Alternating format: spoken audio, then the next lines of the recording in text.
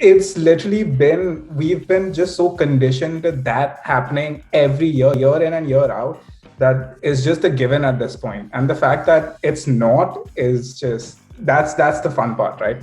I'm just gonna say it. From the last episode, I told you so. I warned you about Max. I told you that. He's really ancient. He's raised, I guess, everyone's dad. Hey, you know what? I'm still your daddy. The team is a bit of a shit show. The car is a little bit of a shit show. All bullshit reasons. These things don't make sense, but it is dangerous in some way or fashion. So He put his foot wrong when he joined Ferrari, it seems. no. It was cool as fuck, honestly.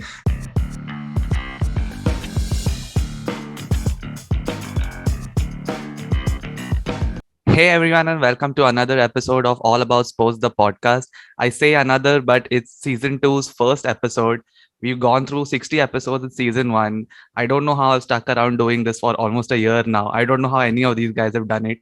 And here we are on season 2's first episode, and we're bringing back probably what has been the most fire season in F1. And here to discuss it, I have my co-host Rishabh Krishnan. Say hello. What up? What up? Mazhar Gadiwala, you can do that as well. Hey guys. And at this point, I should stop calling Fuzail a guest because he's literally part of this for every F1 episode. Fuzail, come on, let's hear it. Yeah, hey, it's me. I'm back. You almost sound disappointed, but that's all right. We don't care. No. I'm Never very taken into excited. account how you feel, as I've witnessed on every group chat message with Mazhar has sent to you. But I'll try and not relay his feelings in my words. So we've had probably the most exciting season in 10 years in F1 because it was Vettel's dominance, it was the Mercedes dominance, and now finally there seems to be a contender.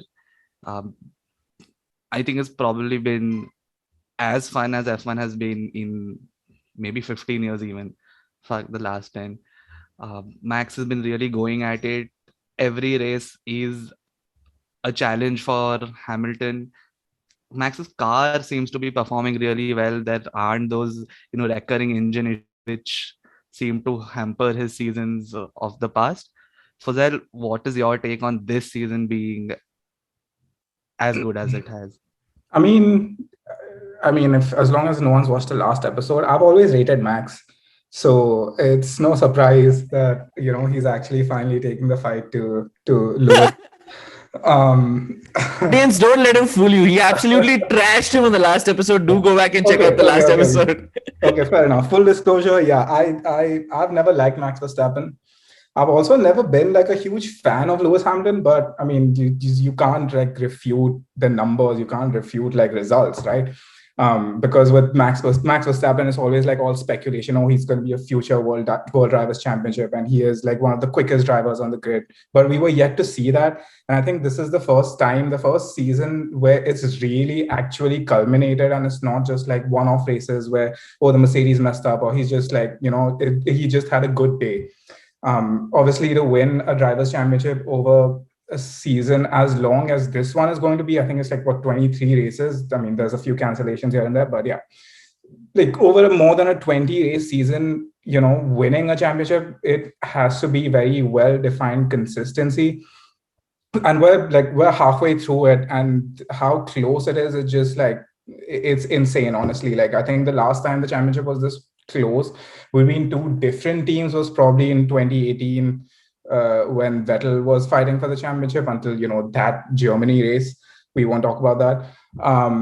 But yeah, it's like it's nice to see that we can be sure that okay, Red Bull are probably gonna take it right to the wire if they, because they have the car, and if like there aren't any like significant or drastic changes that happen in the rest of the season, I think like this is gonna be the norm, basically, where we don't know going into a race weekend who's gonna be the better performer, who's gonna go out and win.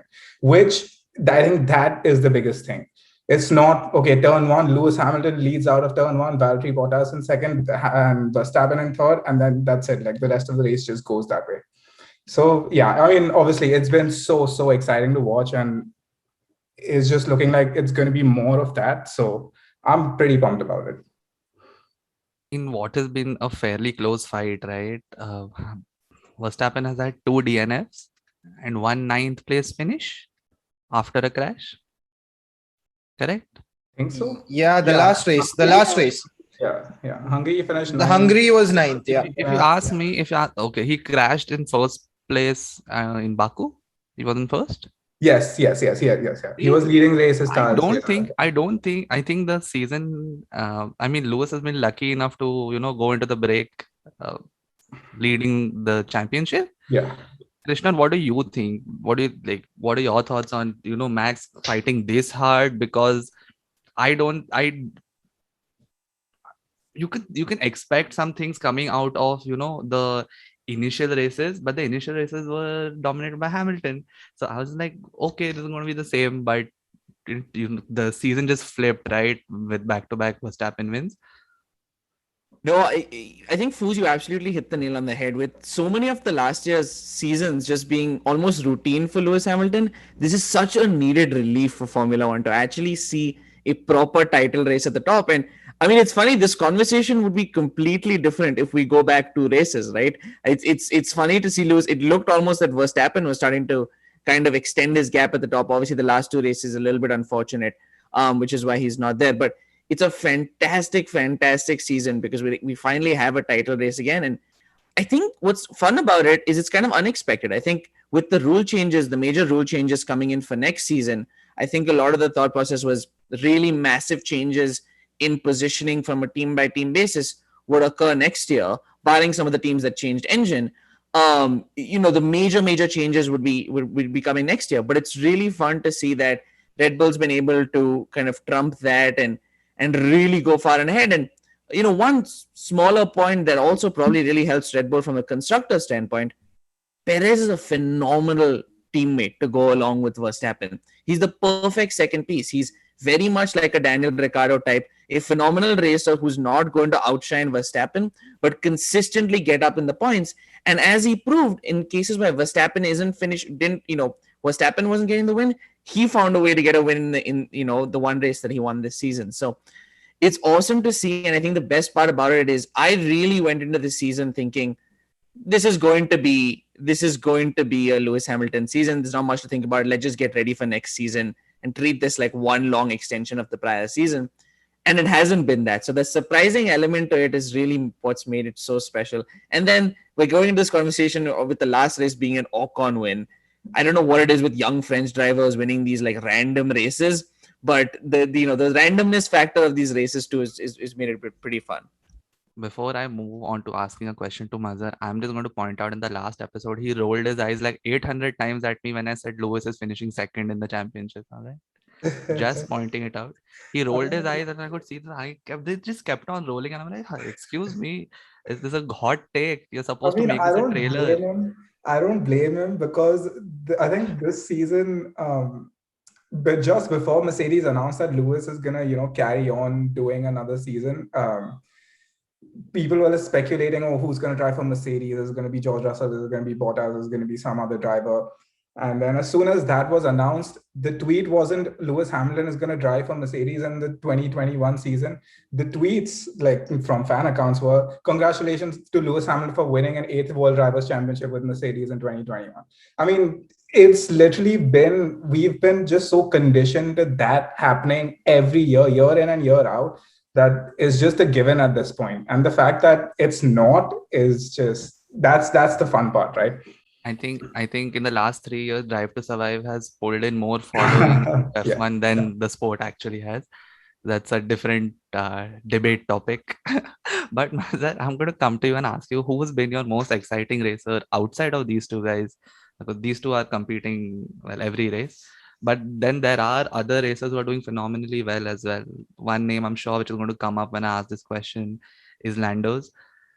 But anyway, in case you don't want to say Lando, I want to go. No, I can't go an episode without getting back at Fuzel, right? It's not possible. Fuzel, I'm just going to say it. From the last episode, I told you so. I warned you about Max. I told you that you can say what you want about his personality. You can say everything about him, but the guy can drive, and he's proven it this season. I'm not a Max fan either myself, because he's exactly like the personality which I don't like in a person. But well, we I guess we can. I guess he'll also mature eventually. There were many of such sort of personalities in the past in other sports as well, who we didn't like originally, but then started liking them because I guess they matured. Not going to use names now because I guess you all know who I'm talking about. But Use it. Use names. Use names. We want hot takes. We want trailers. there's a certain Indian captain, Indian cricket captain. Let's just start off with that one. I thought you were talking about Indian races. I was like, Naren Karthikeyan is not an asshole, was he? Like, I didn't ever recall him being an asshole. No, so but coming back to your question, Gui, I guess, I mean, yeah, Lando's the obvious name that stands out, but let's not forget, Lando was always highly touted. Didn't he win the F2 championship as well before coming into F1? It's between him, George Russell, and I know Russell won, and I know Mick Schumacher, and there was someone else also who's currently on the grid who won F2. So I think it's Lando, but I could be wrong. But the thing is, Lando still had that reputation, had the name. I'm just so happy that he's consistently performing, and the key is consistency, right? Over a season, like Fuzel said, if you are consistent, you'll end up somewhere. And to be third in the championships, no one would have expected that. So he's definitely outperformed and overachieved in a lot of ways. But for me, the most impressive thing is definitely Fernando Alonso. Man, to come back and the way he's raced, and he's going toe to toe with guys who are literally his son's age, okay? We're talking about people who are literally his son's age, and he's at it and really matching up, and in fact, outperforming a lot of them. So as much as they say, you know, a lot of things about old drivers, we see that with Kimi as well. Man, I've been super impressed by how he's managed to cope up with these young guys, because these young guys are trailblazers. It reminds me, like, they are literally like Alonso used to be at one point in time. So to still match up and be like, hey, you know what? I'm still your daddy. Amazing. I've actually been super impressed by Fernando Alonso. Vettel also, I thought he'll shit the bed. He's really done decently well. I mean, we always expect more from Vettel given how great a driver he was. But yeah, of course, for championships at the end of the day. But yeah, so I've been impressed by a lot of drivers. In fact, I actually have been impressed by Mick Schumacher as well. I just think, I mean, as much as I've shat on Mazepin in the past, I've seen exactly enough of instances to suggest why he's an F1 driver at the end of the day as well. So all in all, the season's been phenomenal. Everyone's done well, exceedingly well.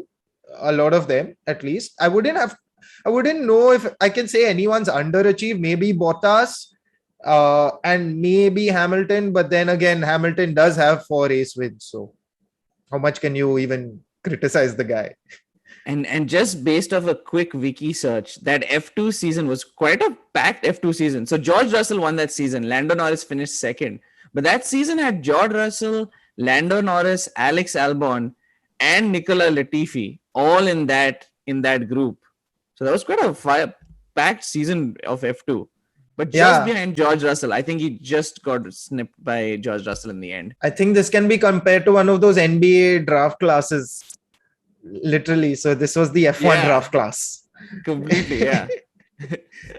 Just to mention Lando's finishes, 4th, 3rd, 5th, 8th, all still in the points. 3rd, 5th, 4th, and then a DNF.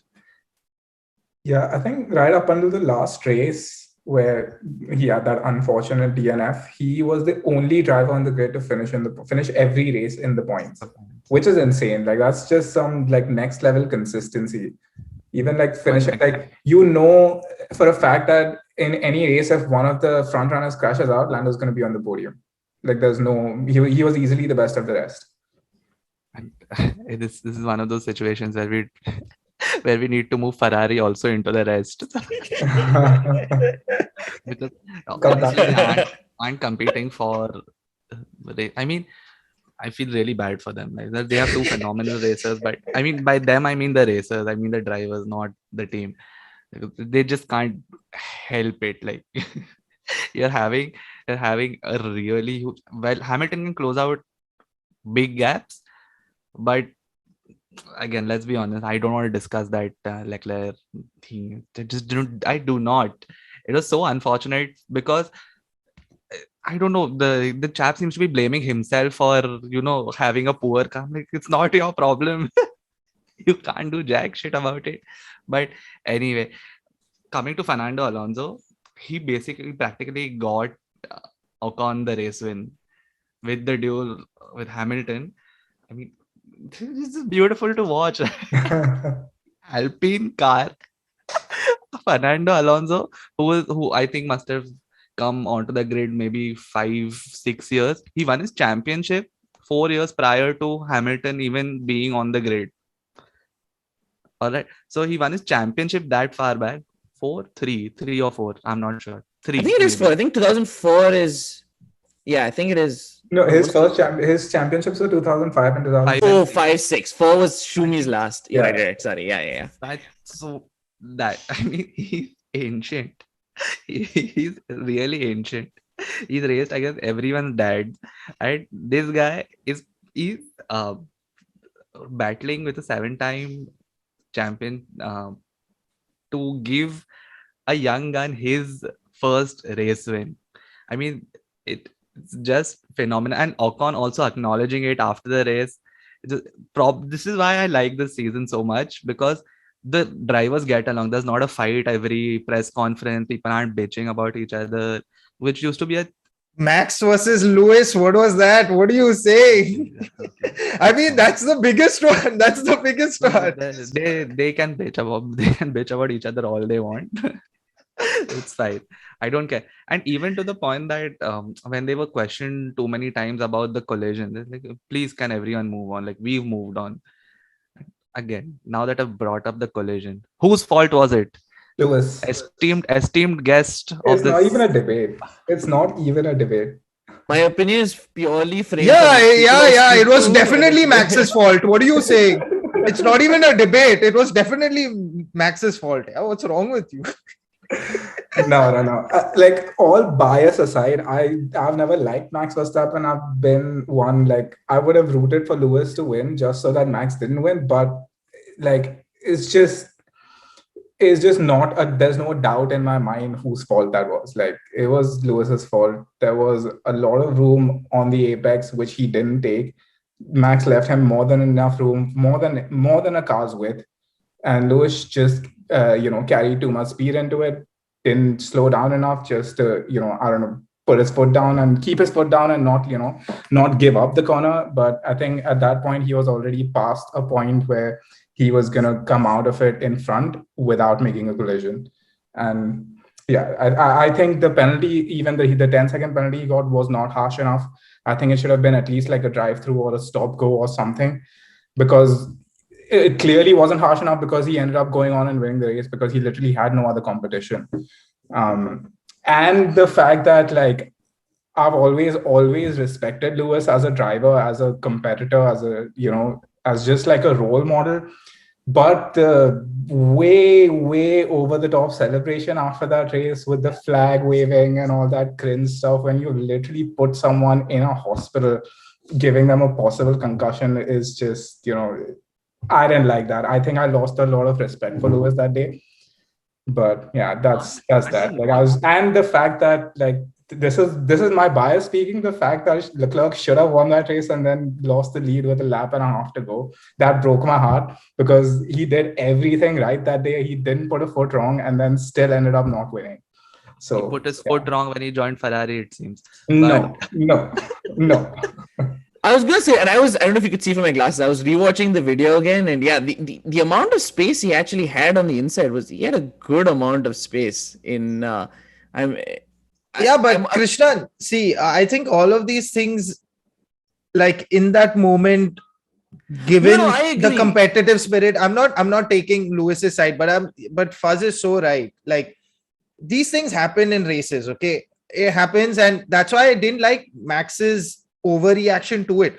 But I think Fuzz is right. That celebration and all of that, I think, pushed Max also beyond a limit where he's like, you know what, listen, this is not cool at all. Because that celebration was exaggerated. The second fact was, like Fuzz said, the guy had a possible concussion. It was a bad accident for Max. And then over that, I think the Leclerc heartbreak is definitely like just rubbing salt into the wounds. So, yeah. It was more the fact that he was behaving like, oh, he's just overcome a massive obstacle and just climbed a mountain and achieved so much by winning that race. Like, no, I don't think he celebrated his championships like he did celebrate that race. I've never seen him take the flag and stuff like that. So that was like, and then standing like that. If Ocon had celebrated like that, no one would have bothered. Right? That's the thing. Yeah, I mean, because the guy won a race for the first time in his life, and he's unlikely to win one for a long time, And at least for the rest of the season. FIA banned donuts and shit. Like, did he do donuts? Because I think he does donuts at Silverstone just for fun. And didn't the FIA ban something of that? So so at Austria, when Max won the race, he basically came to the line and did a burnout. And the That's what FIA was against that. They were like, don't do that again. It was cool as fuck, honestly. Like that was an alpha move if I've ever seen one. And like, why not? Why not? What's why not? Like I'm not like bashing it. I'm saying, but why is it not allowed? I'm trying to genuinely. The headband's not allowed in it's like dangerous and stuff. On doing the same reason the NBA didn't want the ninja headbands in the game. The same reason the Prem banned Snodes. All bullshit reasons. These things don't make sense, but it is dangerous in some way or fashion. But we will address that danger, but we will not address obvious dangerous things which we do in the sport. I thought if you told me like pollution control and all, I'll be like, okay. But that makes more sense than this. It's not safe. You think these drivers are ever safe in their cars? It's so illogical. But anyway, never mind. For another day. That's a separate conversation altogether. Now coming to Ferrari, all right, because we mentioned Mercedes, we mentioned Red Bull, we mentioned McLaren, all right, because McLaren kind of trumps Ferrari at this moment, let's be honest. I think so, or at least a McLaren driver is trumping both Ferrari drivers. Level on points, so I don't know what you're talking about. The level on points. On points is not trumping another team. Last I checked. Consistency wise, yes. Consistency wise, Leclerc and Sainz are both better drivers. Period. I don't care what you say. So Ferrari Ferrari always will trump McLaren, no matter where they finish. All right. So Sainz has a lot more experience. Let's go from there. And he's phenomenal, right? Like when he joined Ferrari, I was hoping that like his career really kicks off because he was doing so well at McLaren alongside Lando. That Lando didn't seem to be having any of the limelight at McLaren, like what he does now. So I thought it was a good move for both drivers. In fact, Sainz again, strange circumstance podium once more for him. He finished third in the last race after Vettel's fuel tank didn't have enough fuel at the end of the race, but which was also unfortunate as hell. But anyway, Ferrari racers, what is the take? Like I know for a fact that I like both of them. Mazhar already mentioned it. Fuzel's a big Ferrari fan. The only one I can look to look towards for answering this question is Rishabh. These guys have shown time and again that they have the heart to be in the F1, be in an F1 race for a very long time, to compete till the very end, knowing that the car is inferior to the two cars behind. All right. Or the two cars behind even when they're in the middle of the pack, the two cars behind, ahead, left, right, the safety car, everything at this moment. That's just cheap. Yes, below the belt. But Krishnan, what do you think? Do you think Do you think they will finish third, or do you think McLaren's taking it? I personally think McLaren's taking it, and here's why. I think there's a big upside coming. Well, here's the thing. We all know Lando Norris is a strong starter of the season, and he finishes off well, but not necessarily as well.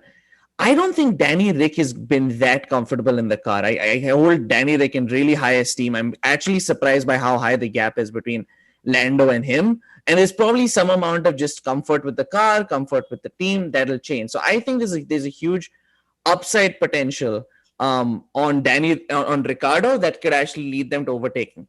On the Ferrari side, I mean, I think if they finish third, that's one of their. I don't think they will. I think McLaren will hold on.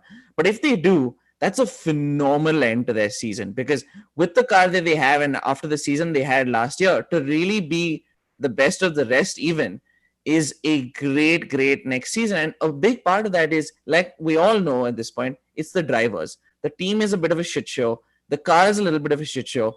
What they needed were two drivers who, A, are obviously extremely capable drivers, and two, weren't coming in each other's way. The last thing Ferrari could afford was something similar to the US race, where Vettel and Leclerc took each other out. Yeah. They couldn't afford something like that again, because they've already shot themselves so much in the foot from a management standpoint, from a car standpoint, from a technical standpoint. They had to get two people who would get along, and they work really well together. They're both at 83 and 80 points respectively. They're about neck and neck. So consistency wise, they both seem to be showing up pretty well on a consistent basis. So while I don't think they finish best of the rest, I think even a fourth place finish for Ferrari is fantastic. And this is, like Foos and Muzz have mentioned, it's a great driver pair to hold them in good place for the future. And hopefully with the, regulation changes next year, they have some good drivers in place. They have an opportunity to make a real push and genuinely compete for 1-2 maybe next season. I actually had a question for Fuzel. So, like Ferrari, you see it at times. They always have that straight line speed. It's still there. That horsepower still carries that Italian stallion. But the thing is, where do you think they lack in terms of like the consistency during a race? Where do they get it wrong? Because R&D wise also, they don't seem to be way off in terms of their research, in terms of the prep, at least getting into that. Where do you think is where they are losing out completely? So I think their engines have traditionally been good, but I think their biggest drawback last season was the whole debacle, the whole scandal, if that's the right word, that happened, where 2019 they easily had the quickest engine. The aero package might not have been as good as Mercedes, but they still ended up winning races. They won races specifically at power tracks. Leclerc put it on pole in Bahrain and almost won the race, if not for a failure. He won his first race at Spa. He won at Monza, and Mercedes literally could not have done. They literally tried and couldn't do anything about it. So the fact that in 2019 they had some illegal parts in that engine which they didn't share, like that information was not revealed. I think it was something related to a fuel pump. It was a sort of an innovation rather more than illegal, but the FIA just said don't do that, and they fined them some amount of money, and they just kept it hush hush. The other teams don't know what exactly went on, and because otherwise they would have done it themselves.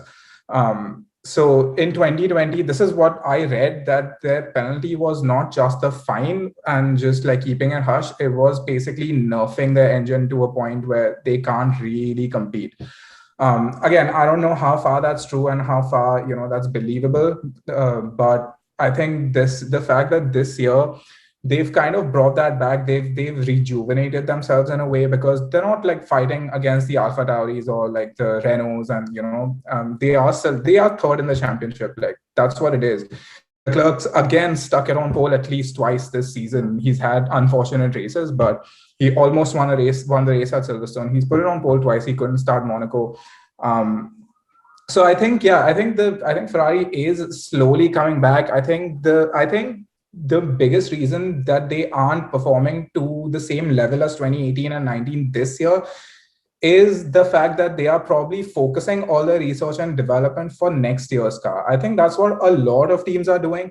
I think Toto at Monaco outright said that this year's we stopped upgrading this year's car completely. We're completely focused on next year because, okay, this year, I mean, maybe he would have thought at the start of the season, okay, it's a given, we're going to win again, but that's just not turning out to be true. So they may have to, readjust that, recalibrate that plan. But I think the fact that they just focus on next year, because this year they might not have a lot to win. That said, as well, an article did come out about a couple weeks ago, saying that they are making significant upgrades to the powertrain. So if that's true, and then power tracks are coming up. Spa is the next track, easily my favorite track on the calendar, by the way. Is coming up, very power heavy track, and if they're able to actually improve the car for Spa, then I want to see what happens. Like, is Leclerc going to be on the podium again? Is he gonna fight for pole in Q3? We'll find out, I guess. But yeah, I think the main thing is just and also I think one place Ferrari kind of makes a lot of mistakes is strategy. Like, they don't necessarily get the wrong strategy, but I feel like they kind of mess it up quite a few times. Like, you can point out to mistakes made on strategy from Ferrari more than others. Like Red Bull, Mercedes, they never screw up. I've never seen a bad pit stop from Red Bull. I've seen bad pit stops from Mercedes, but it's very rare. Like, if you wanted to see the best example of a double stack, the first video would be a Mercedes double stack they've done with Bottas and Lewis. So, it's just it's not one thing that's contributing to them being not as good as before. It's just smaller factors just adding up to what it's come to. Arigato sensei. Thank you. This is exactly why he's an expert. I just keep reminding people, but yeah. Also, now that we're done with the heavy shit, all right, we've spoken about the heaviest shit we've ever spoken on an F1 podcast, right? The problems of Ferrari, but coming to things which more people will understand. Race predictions, season predictions, all right? We don't leave any guest without getting the predictions in, but you're going to go last because we don't want anyone's predictions, getting hampered because of yours. So I'm going to go with Mazhar first. Mazhar, who's winning the title? Straight up. Hamilton. Which team is finishing third? Ferrari. Oh, okay. Bold is all I'm going to say. Krishnan, what about you? I'm going to go opposite Muzz. Well, basically opposite. Verstappen, McLaren. I'm saying Verstappen wins it and McLaren finishes third.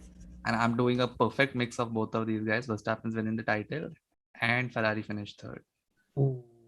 Now to the man of the moment. Our guest, not so guest. OKS sim racer in the world. Fuzel has some inside baseball. Williams third.